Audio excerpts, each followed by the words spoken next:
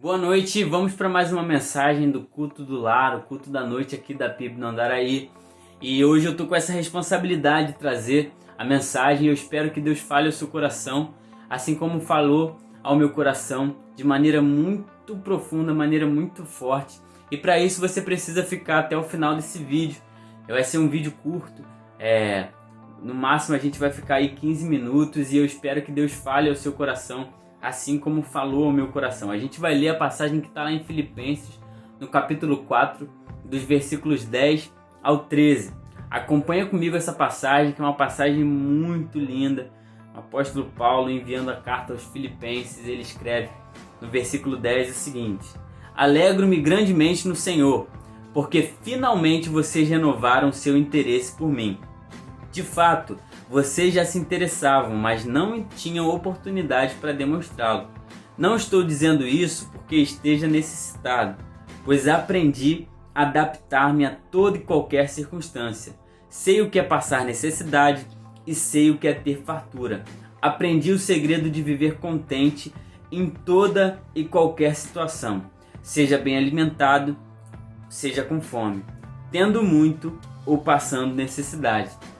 O apóstolo Paulo ele estava preso quando ele escreveu essa carta aos Filipenses, a carta conhecida como a carta da alegria, e ele estava preso em Roma, mais especificamente no palácio de César. Ele estava acorrentado a um soldado romano, e lá dentro da prisão, lá nesse momento difícil, no momento que é nada confortável que ele estava passando, ele recebe a visita de Epafrodito. Epafrodito, ele é enviado pela igreja de Filipenses, dos Filipenses, a igreja de Filipos, para entregar a Paulo uma oferta ali, e essa oferta traz muita alegria ao coração do apóstolo Paulo, por conta daquela situação difícil que ele estava vivendo ali, preso. E aí ele resolve escrever também, ele toma a decisão de escrever essa carta aos Filipenses, não só para agradecer pela oferta, mas também para trazer diversas instruções ali para a igreja de Filipos, e essa carta ficou conhecida como a Carta da Alegria. Eu tenho certeza que essa carta ficou conhecida como a Carta da Alegria também por conta do que Paulo viveu quando ele esteve ali presencialmente lá em Filipos. Ele esteve lá, ele foi um dos responsáveis por fundar a igreja dos Filipenses, e lá naquela cidade de Filipos ele viveu um tempo de muita alegria, de muitas privações, de muitos sofrimentos, sim, mas um tempo de muita alegria, porque foi um tempo que o apóstolo Paulo passou por lá, onde Deus deu a ele o privilégio de experimentar, de viver, de ver muitas conversões, muitos frutos, e os frutos trazem alegria ao nosso coração. Esses frutos, essas conversões estão relatadas lá em Atos no capítulo 16, ele participou da conversão de Lídia, a construtora de tendas, e ela e toda a sua família se converteram. Participou da conversão da jovem escrava que era usada pelos seus senhores para adivinhações, e assim os seus senhores ganhavam dinheiro em cima daquela escrava, em cima do espírito maligno, né, que estava atuando na vida daquela escrava para que ela fosse usada naquelas adivinhações, e os seus senhores ganhavam dinheiro em cima disso.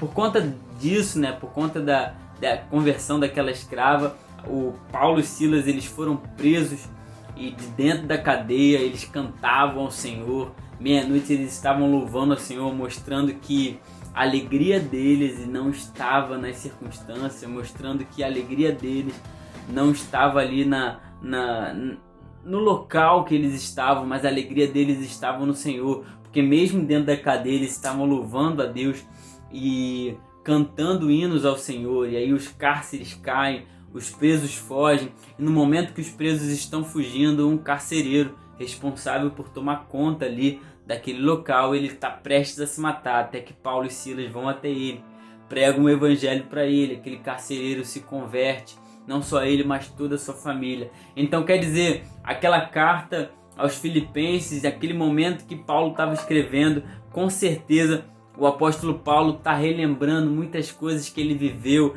a alegria que ele tinha, né, de estar pregando o evangelho para as pessoas e experimentando a alegria de ver pessoas se convertendo, pessoas aceitando ao Senhor. Então, com certeza, quando o apóstolo Paulo está lá escrevendo aquela carta, ele está lembrando aquilo, está trazendo à memória aqueles feitos, né, aquelas realizações por intermédio do Senhor ali, em que ele teve a oportunidade de participar e experimentar tudo aquilo que ele viveu.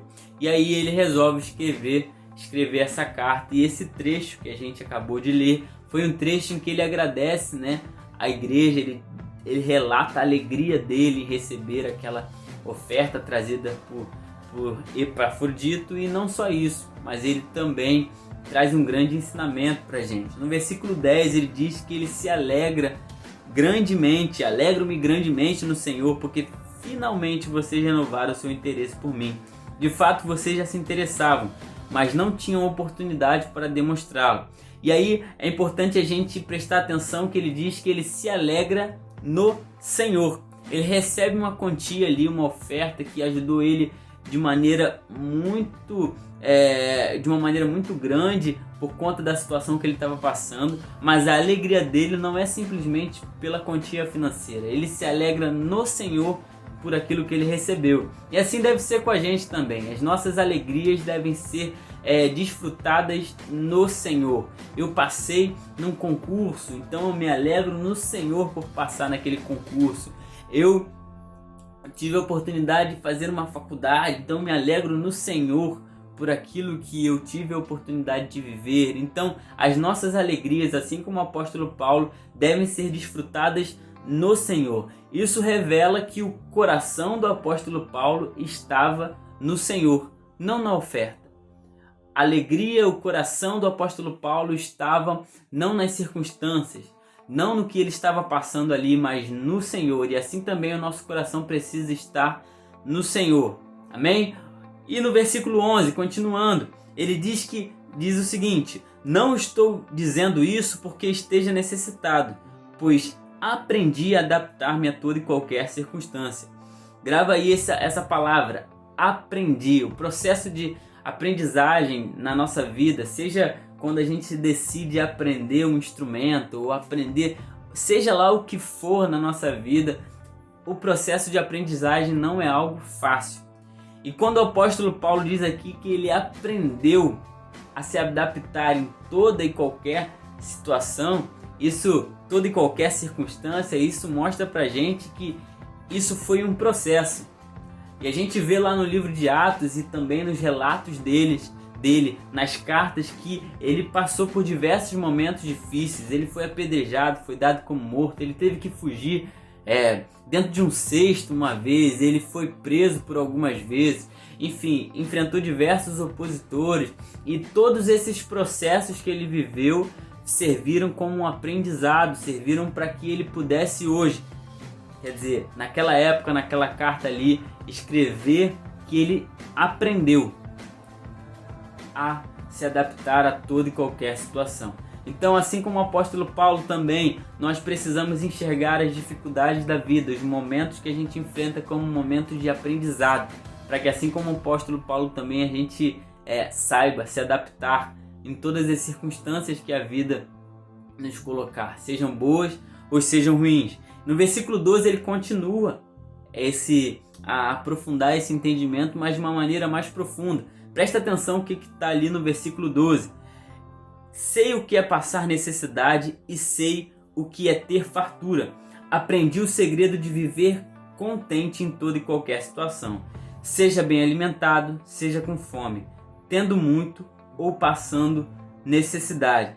Então o apóstolo Paulo aqui diz novamente a palavra aprendi. Só que agora ele vai para outro patamar, tá que nem o Flamengo. Ele diz que não apenas aprendeu a se adaptar, mas ele aprendeu a viver, aprendeu o segredo de viver contente em toda e qualquer situação. Uma coisa é você aprender a se adaptar ali, aprender a viver numa situação mais desconfortável, aprender a se adaptar naquilo que a vida ali, por alguns motivos, nos coloca. Outra coisa é você aprender o segredo de viver contente naquela situação, porque se adaptar de uma certa maneira é muito mais fácil do que viver contente, desfrutar ali de um contentamento diante de uma situação difícil que a gente enfrenta. Então, a gente precisa entender que o contentamento diante das situações que a gente enfrenta, sejam boas ou sejam ruins, também é um processo de aprendizagem.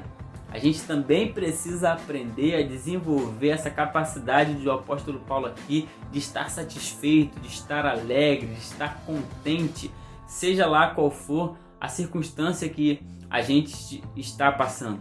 E preste atenção aqui, desculpe, o celular tocou, prestem atenção aqui que esse contentamento não vinha apenas nos momentos difíceis, mas nos momentos felizes também, nos momentos de fartura também. E isso nos ensina muito, porque nos momentos de fartura, nos momentos de felizes, nós também precisamos aprender a lidar com eles. Porque quando a gente, por exemplo, tem mais do que uma determinada pessoa, quando a gente, por algumas circunstâncias, a gente alcança um patamar social que nos eleva ali, nos distingue socialmente das pessoas, isso, se a gente não aprender a lidar com isso, a gente pode viver uma vida em que a gente vai ser dominado pela arrogância, a gente vai começar a tratar as pessoas com parcialidade, a gente vai começar a tirar os nossos pés do chão, aquilo vai começar a subir nossa cabeça, o orgulho vai começar a invadir o nosso coração, porque a gente não aprendeu, assim como o apóstolo Paulo aprendeu, a lidar com o muito também. Então ter muito não é problema, não é pecado. A questão é o nosso coração estar naquilo. E aí, com certeza, você pode ter certeza que aquilo vai levar você para longe do Senhor e vai levar você para a arrogância, para o orgulho, e com certeza não é isso que Deus quer.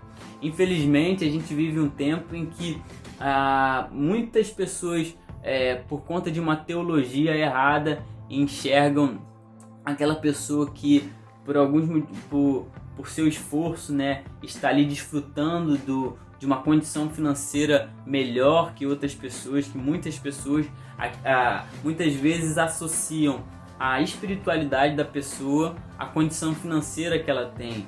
Quer dizer, se a pessoa tem muito dinheiro, isso quer dizer que ela é um homem ou uma mulher de Deus, mas isso não tem nada a ver, e a gente vê aqui a partir do apóstolo Paulo, com a vida do apóstolo Paulo, que isso não corresponde à realidade. Muitas vezes a gente passa por privações, sim, e até decorrentes da obra do Senhor, como foi com o apóstolo Paulo, e isso não é sinal que nós somos pessoas inferiores espiritualmente, né? O apóstolo Paulo talvez seja, depois de Jesus, o homem mais espiritual que já pisou na terra, e ele passou por tudo isso. Então a vida também pode nos colocar em situações como essa. Isso não significa que nós somos mais espirituais ou menos espirituais do que as outras pessoas. O nosso coração sim precisa estar no Senhor. E ele diz que aprendeu o segredo de viver contente em toda e qualquer situação. E no versículo 13 ele diz qual é esse segredo. Ele diz que tudo pode. Ele pode todas as coisas naquele que fortalece ele. Ele diz que pode todas as coisas no Senhor, de quem ele recebe forças. Então o segredo dele é o Senhor. E isso nos ensina que a gente pode passar por tudo, a gente pode perder tudo, mas nós não podemos perder o Senhor. Nós não podemos esquecer que o nosso maior bem, que a nossa maior riqueza é o Senhor, e dele nós desfrutamos, e dele nós recebemos a força que a gente precisa para viver. Estamos chegando ao fim da nossa mensagem, desse culto da noite, e eu vou resumir com vocês os 4 pontos que a gente passou essa noite, para que a gente guarde no nosso coração e que a gente leve para a nossa vida. O primeiro ponto diz que a nossa alegria precisa estar no Senhor. Assim como o apóstolo Paulo disse ali no versículo 10, alegro-me grandemente no Senhor. Assim também a nossa alegria precisa estar no Senhor. Isso é fruto de um coração que está no Senhor. Eu não simplesmente me alegro pela circunstância ou por ter recebido algo, mas a minha alegria está no Senhor. Sendo assim, seja recebendo, seja não recebendo, eu continuo alegre, continuo contente, porque a minha alegria está no Senhor. Se alegre no Senhor, Ponto 2 diz que nós precisamos ter resiliência, essa capacidade de se adaptar em toda e qualquer situação, seja ali com muito, seja com pouco. Eu preciso aprender a ter resiliência diante da vida que é muito complexa, essa vida que a gente que nós enfrentamos como seres humanos, essa vida que é complexa, essa vida que é cheia de altos e baixos. A gente precisa aprender a se adaptar por muitas vezes. Seja quando a gente enfrenta uma escassez financeira, seja quando a gente enfrenta um problema de saúde, a gente precisa desenvolver, e o Senhor nos capacita para isso, a gente precisa desenvolver a capacidade de se adaptar às circunstâncias da vida. O ponto 3 diz que nós precisamos aprender a viver contentes. Aprender a viver contentes e aprender o segredo de viver contentes. É isso que Paulo diz também no versículo 12, que ele diz que ele aprendeu a viver contente em toda e qualquer situação.